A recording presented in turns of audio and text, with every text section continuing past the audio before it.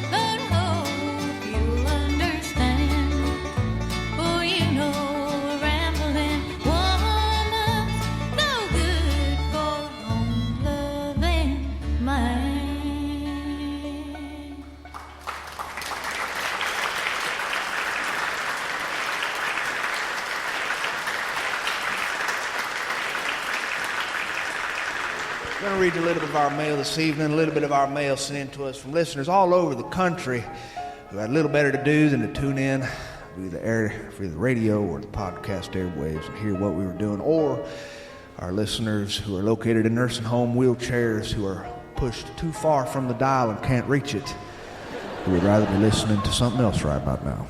Our first letter tonight comes from Jim Stellerman, Tuscaloosa, Alabama. Shaun, my wife, and I were visiting her parents in the late 1970s. This is approximately 40 years ago. Now, we both grew up poor. We were working hard to move up the curve. At that time, we were probably in the lower middle income class.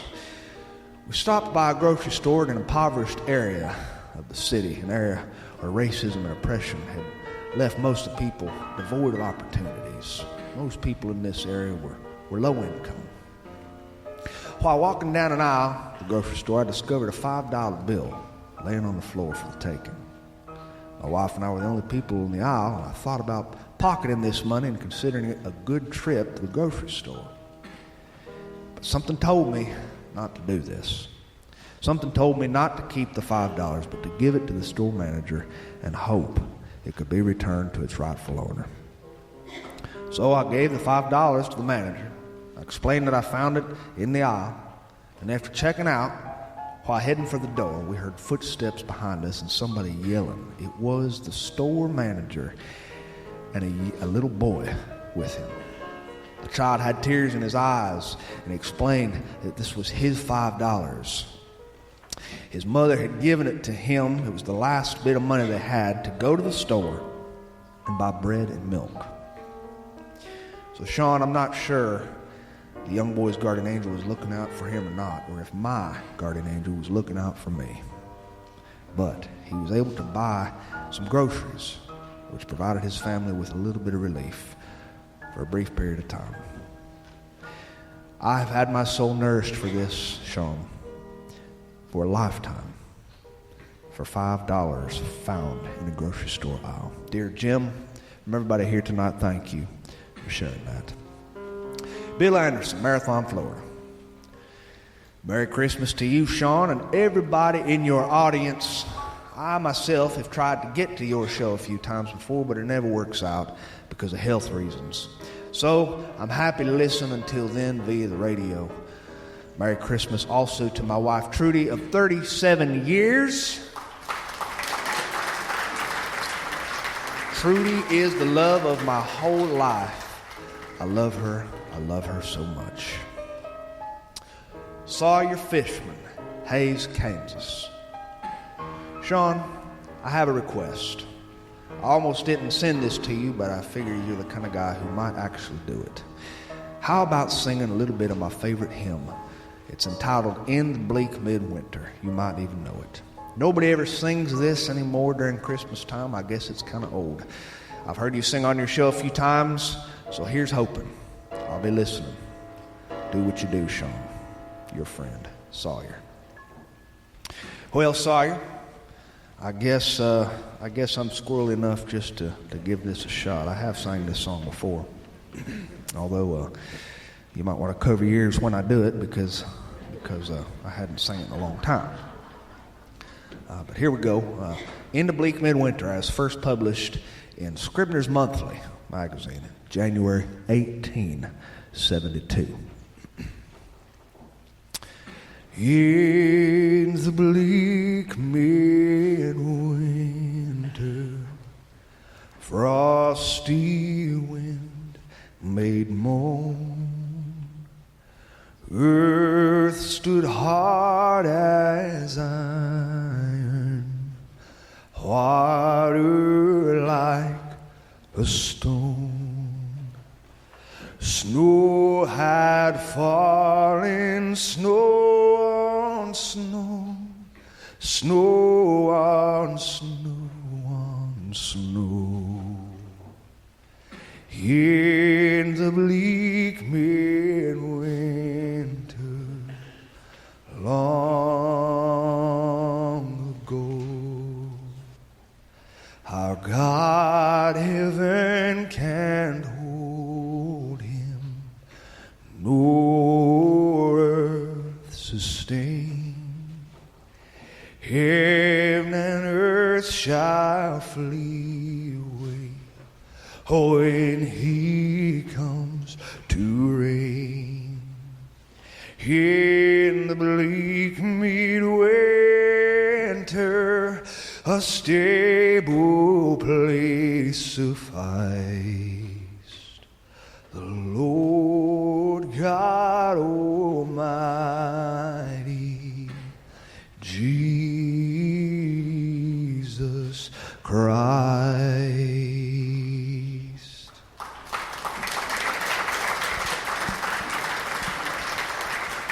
Laura from Slapout, Alabama writes, Sean, just wanted to tell you that I like your stories about the South. Most of these are places where I've grown up myself.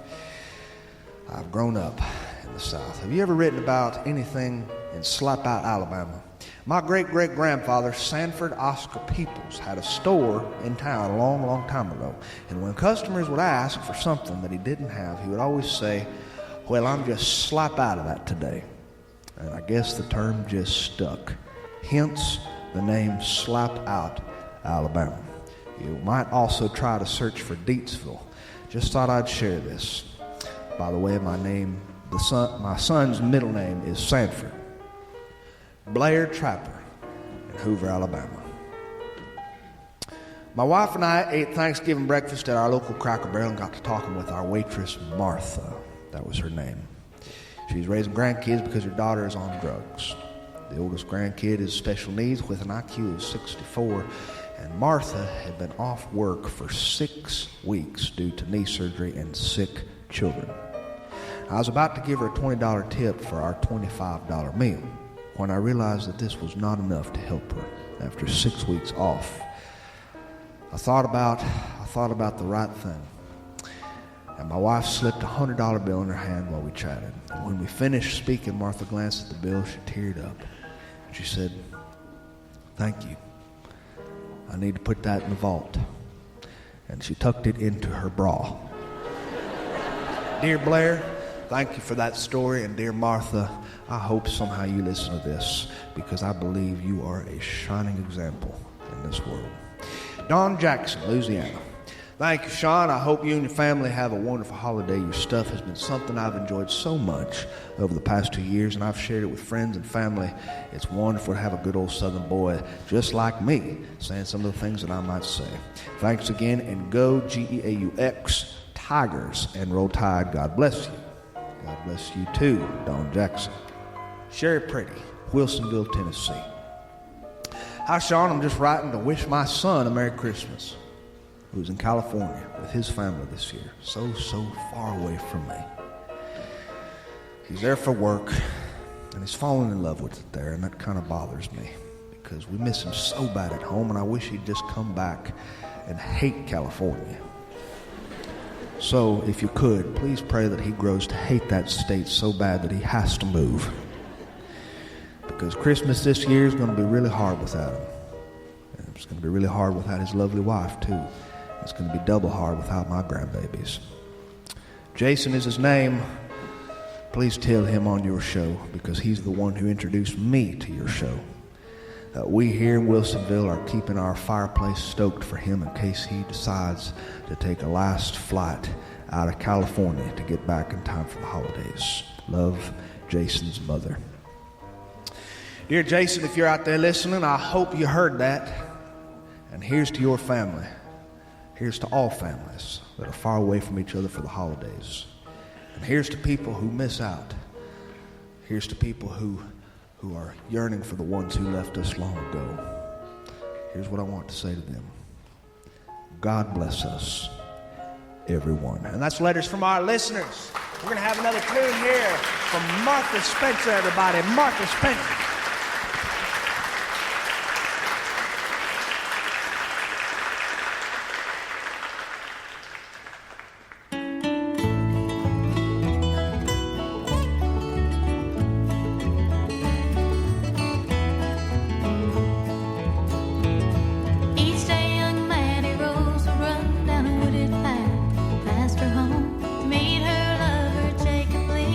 Underneath their special tree.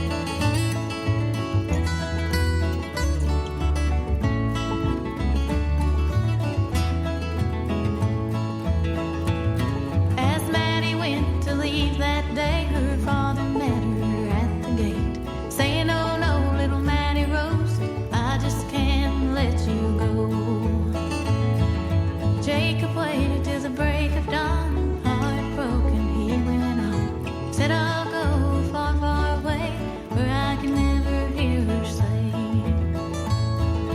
meet me at the tree of heaven right before dark. I'll be waiting for you, love. Soon we'll never have to part. A year or so down the road, Jacob still loved Maddie Rose. So he decided to return again, see if she might love him. When he got to her house that night, Maddie Rose was sick and died. She said, oh, I've missed you so. And she died, these words she spoke. Meet me at the tree of heaven right before dark. I'll be waiting for you, love.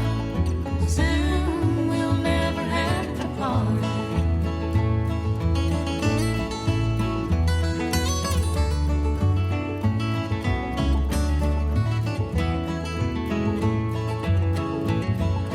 Each day poor Jacob Lee would return to that special tree. There he'd sit, cry and say, oh, my Maddie, please take me away.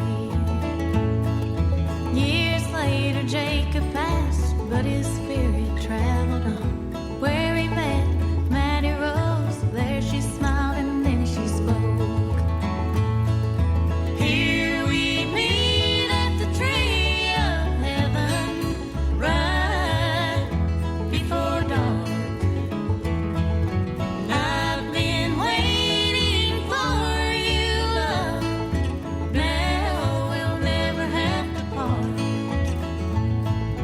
Now we'll never have to part.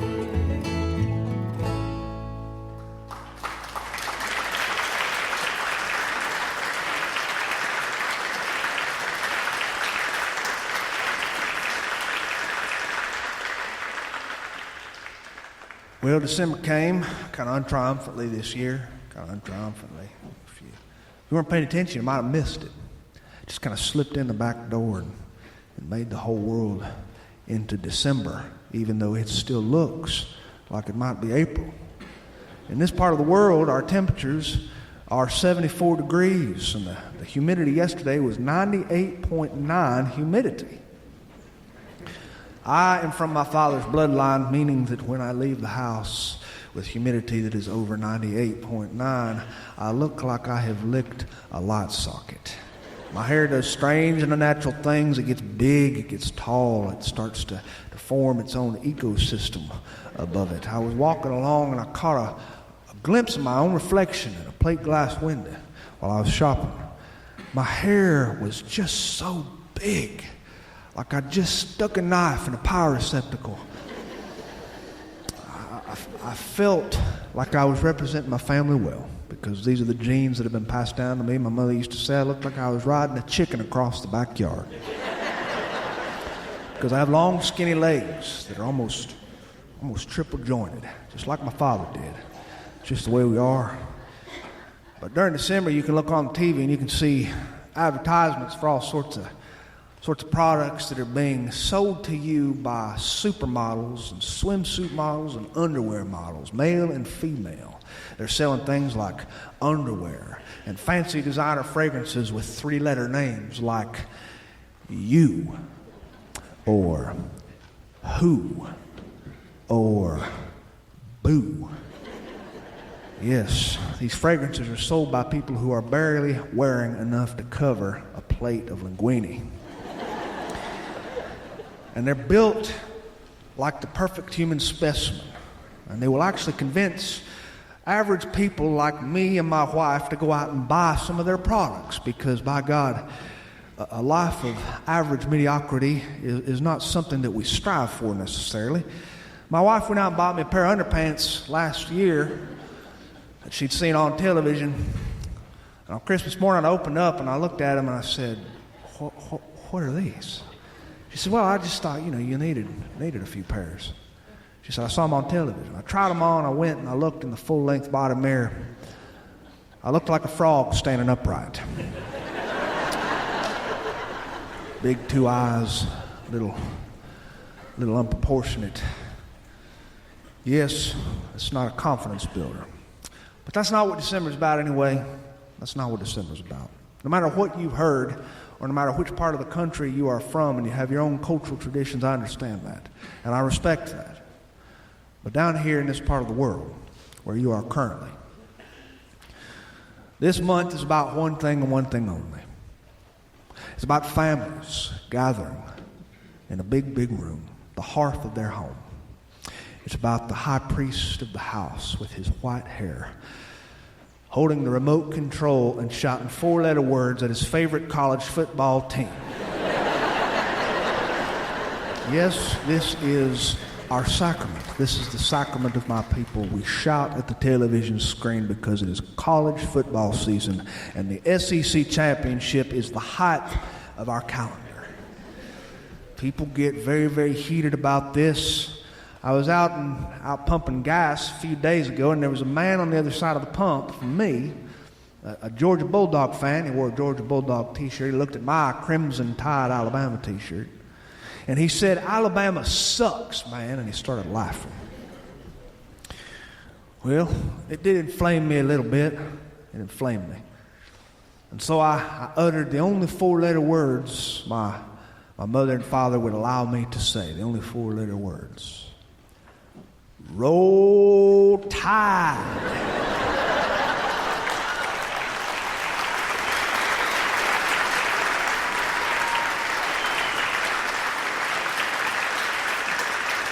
Yes, sir.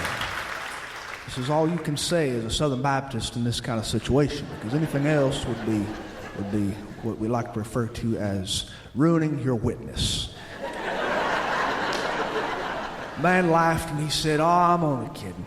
Of course I know Alabama don't suck, but I sure do hope they will on the night of the SEC championship." I went to the supermarket thereafter, and there were people. They were watching college football. It was a Saturday, on their phones. They were looking at their phones, and they were shouting at their phones. There were people who were wearing all sorts of different kinds of fan memorabilia. They were wearing Georgia Bulldog shirts, Auburn War Eagle t-shirts, and Alabama t-shirts. And there was a man who was an Auburn fan looking at his phone, and he looked at that phone and he said, "Take that, Alabama." There was a little short old woman in front of me with frilly white hair and a string of pearls around her neck and an oversized Alabama Crimson Tide jersey on. She said, "Would you mind watching this cart for me, young man? I'm going to go beat that man senseless." Yes, this is our moment to shine, when all the South gets together and they learn how to talk trash with each other. Even your minister will talk trash to you. Because this is December, and this is just how we remind each other that life itself is really just one big battle. I was walking into a grocery store a few days ago, and I saw this woman. She was standing out front, and she was ringing a bell. She had that little hand bell just going back and forth, back and forth. She was a little old woman. She had a little Santa hat on. She was wearing a red apron standing in front of a bucket. She was raising money for the Salvation Army. And I saw her drop that bell. And she bent down to pick up that bell. But she was beat to it by a man who was walking out of the store with full hands of grocery bags. He picked up that bell for her, handed it to her. And she thanked him for it, and she straightened her steel-rimmed glasses. And she said, "Now, how about giving me a little bit of money?" The man reached in his wallet, and he put in a few bucks. She smiled at him, wished him a Merry Christmas. I walked toward her, and I too, picked up my wallet, and I threw in a few bucks. She said, "Oh, is that all you're going to give?" So I threw in a few more dollars, because she deserves it, because ringing a bell is not easy. Ringing a bell is hard work. It really is. It's a lot harder than maybe you think if you've never done it. I myself rung a bell when I was 19 years old. I was a gangly 19-year-old Southern Baptist. Brother James had a few volunteers for a church program which was meant to raise money for children with cancer. Children who were in the cancer ward and their families were up against the ropes because of all the money they'd been paying and how they had to quit their jobs. And this program was designed to raise a little bit of money to buy them gifts for Christmas morning so that they had just as much as normal kids have in their family living rooms. I believed in this program, and I was given a blue bucket on a stand with a chain, and I was given a Santa Claus hat and a dinging bell, and I was set up in front of a Winn-Dixie supermarket. I thought it was going to be very easy. I sat up that day, 19 years old, gangly Southern Baptist man, looking like a man riding a chicken across the front yard, and I dinged my bell, back and forth, back and forth. And to my surprise, people walked by me without even paying attention to me at all. They didn't even look me in the eye. They just kind of walked on by. I decided that these people needed a little bit of coaxing, and so I started smiling at them when they walked by. Smiled at them. I dinged my bell a little bit harder whenever they came around. But they just walked on by me. I mean, every now and then someone would reach in their pocket and they'd hand me a few. Sometimes they'd wink at me.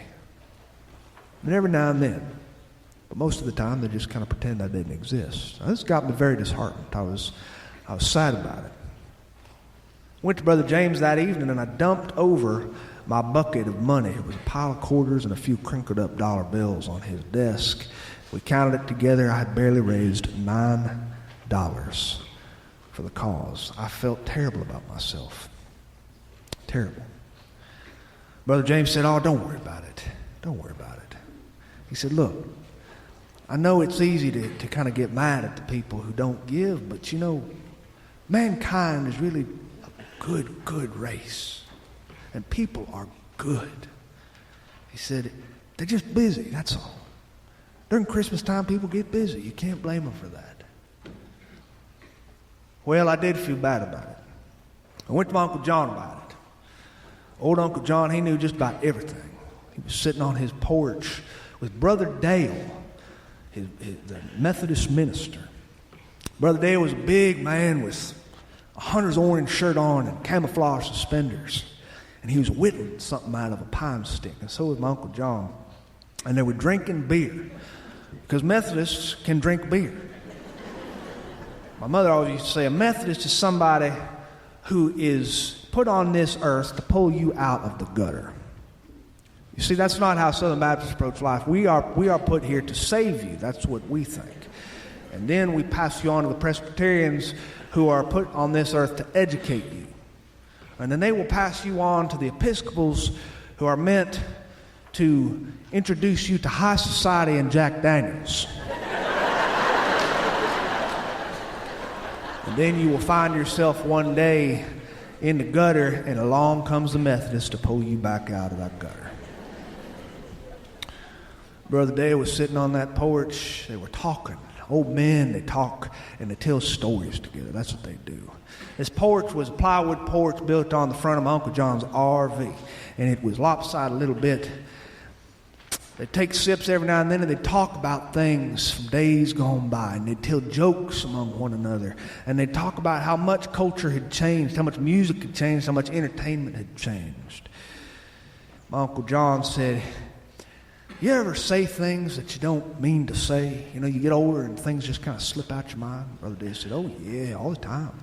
Just the other day I was at a restaurant eating breakfast with a few Methodist men, and this waitress came up. And I meant to say, 'Can I have some more eggs?' But really what I said is, 'Darling, you're so beautiful.'" My Uncle John said, yeah, I know exactly what you mean. Just a few mornings ago, my wife was cooking me breakfast, and she brought my coffee out. She set it down in front of me, and I meant to say, 'Pass the sugar, please, dear.' And what I accidentally said was, 'You've ruined my life, you miserable woman.'" I sipped their sweaty cans on that porch, and they saw me coming up. My Uncle John said, "Hey, what can I do you for?" I sat down, and I just sat there for a little bit with him, looking out. He said, "Something on your mind?" I said, Yeah, Yeah, something's on my mind. I said, I stood out front of a Winn-Dixie yesterday, and I rang a bell to raise money for kids with cancer. And I couldn't raise a single penny more than $9. He said, I said, but Uncle John, people passed me right and left. There must have been 400 people past me. I mean, if every single person would have put in $1, why, I'd have raised a whole slew of money. He said, yeah, I understand. And then they got real silent. You see, that's what men do who are raised in an evangelical tradition when they don't know the answer to something. They'll get real silent and they'll start going like this. I once worked with a music minister who could listen to an entire sermon and go, I asked him once, I said, what's that mean? He said, it just tells the pastor that I'm listening and that if he doesn't hurry this thing up, I'm about to wet my pants. Uncle John and Brother Dale listened. They listened to me talk. And Uncle John looked at me, and with wise eyes that were glazed with the years of age, he said, will you reach into that cooler and get me another beer? I handed him a beer. He cracked it open. He said, I want you to listen to me. Dale, how long have I known you? Dale said, I don't know. Long time, 43 years maybe. He said, yeah, about that. He said, I want you to know, Sean, Dale and I used to be in a country western band. Long time ago.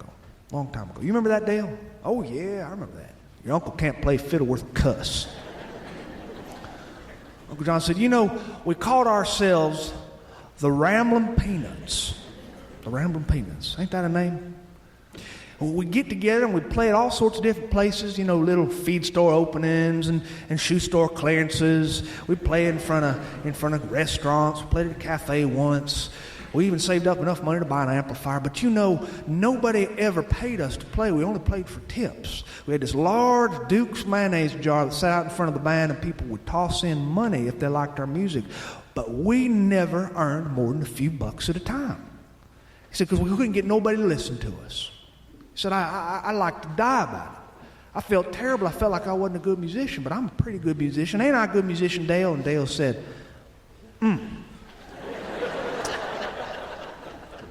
My Uncle John said, but then something happened.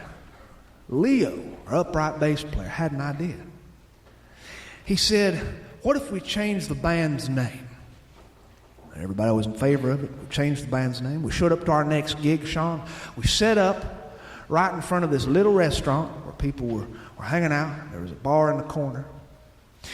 The name of our band was written on a cardboard sign painted in acrylic paint. You know what the name of our band was? I said, what? He said, Free Beer.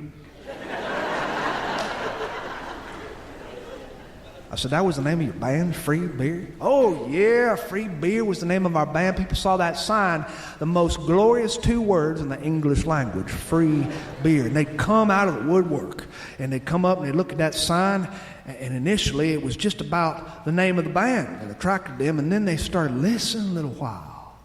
And the more they listened, the more they'd start tapping their foot, and they'd clap their hands just a little bit. And then they'd reach into their wallet and they'd throw a tip in the jar, because once you make eye contact with somebody long enough, they got to throw a little money in. I said. Well, I don't know how that helps me for a church program, I told him. The next day, I did take some of his advice. There was something about the power of music. I brought my buddy Trey with me. Trey plays the guitar. We set up that morning. I rang the bell, just back and forth, ringing that dang bell.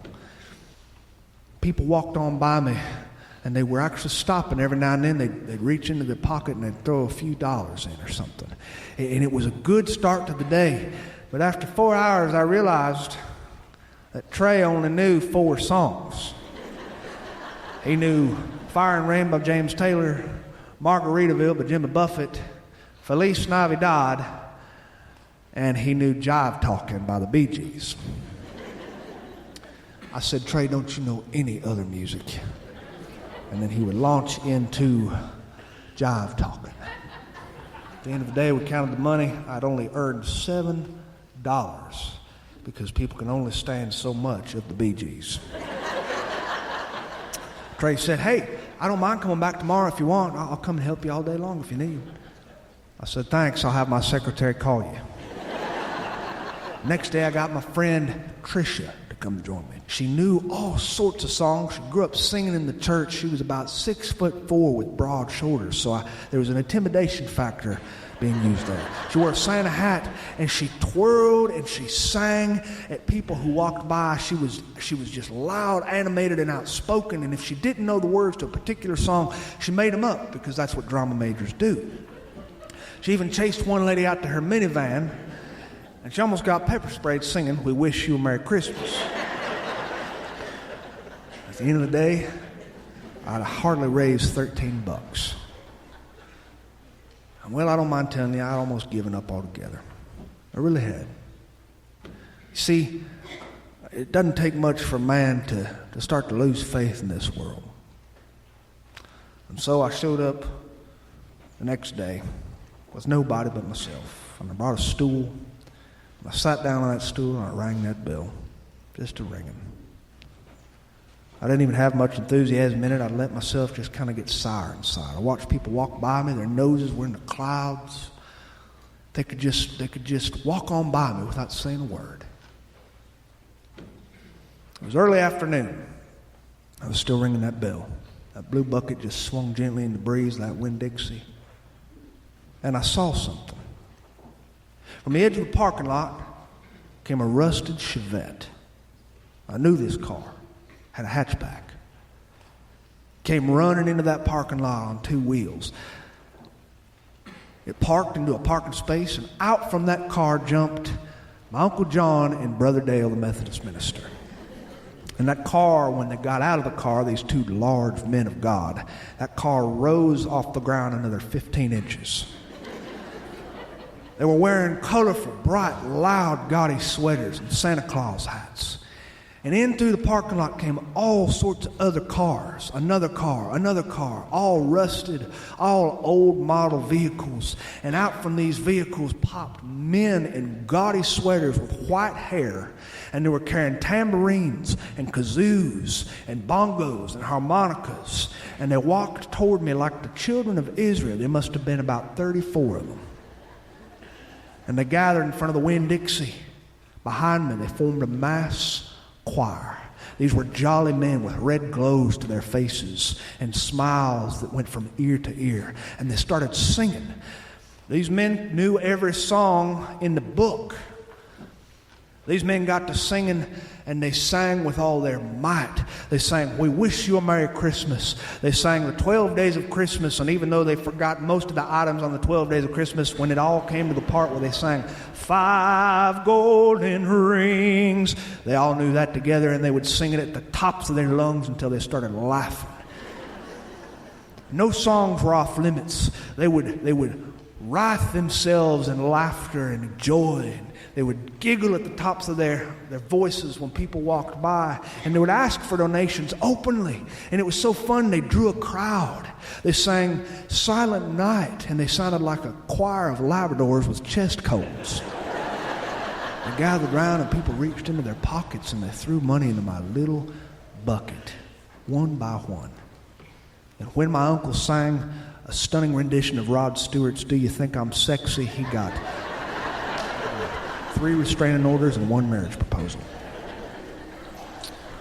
At the end of the day, we sat on the sidewalk, me and my uncle. He was beside me, had his arm around my shoulder. His Santa Claus hat was still on his head, just a little bit cockeyed. I made $83 that day. $83. I could hardly believe it. Those kids I knew would be grateful for whatever the church bought with those gifts. My Uncle John said, "You think that's enough to buy them Tonka trucks and Barbie dolls and Scrabble games and stuff?" I said, Yeah, I think it is. I said, "Uncle John, tell me something though. How did you get all your friends, that many guys together, last minute to come and do this for me here today. He said, Sean, listen to me. In all my humble years walking this planet, I've learned that men are good. They are. They're good, they're selfless, they're kind-hearted, they're charitable. Even if you can't see it. Even if they hide it. And good men will always do what you need them to do if you promise them free beer. Hey, Merry Christmas to everybody here tonight. I hope you have a wonderful holiday. Thank you.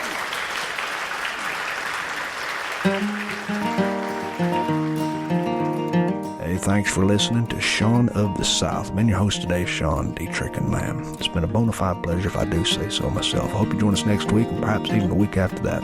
You ain't got too much going on. That glorious music you heard behind me today was Martha Spencer, a singer-songwriter, mountain musician, and dancer from the Blue Ridge Mountains of Virginia. She grew up in a musical family and learned how to play several instruments from girlhood: guitar, fiddle, banjo, bass, dulcimer, and mandolin. In flatfoots and clogs, she is something to see. She performs and has recorded with various groups and been involved in several roots music projects you've probably heard of. She's played shows all over the world, the U.S., Australia, the U.K., and Europe, just to name a few. Martha also released a solo album this year and was included in Rolling Stone Country Magazine and Cowboys and Indians Magazine. Do yourself a favor and check out Martha Spencer at marthaspencermusic.com. And while you're there, take the time to download her new album. You won't regret it. To find anything more about what I do, you can visit SeanoftheSouthShow.com. There you can find a complete archive section of our shows dating back all the way to the first one, the one you just heard. And while you're there, take the time to drop me a line about your birthday announcements, wedding invitations, bar mitzvah announcements, church potluck socials, and anything else you can think of. And I'll do my best to read them over the air for my friends, because I love to do that sort of stuff for my friends. And speaking of friends, I once got into a fight with a really big guy. And he said, I'm going to mop the floor with your face. I said, you'll be sorry. He said, oh yeah, why? I said, because you won't be able to get into the corners very well. Adios.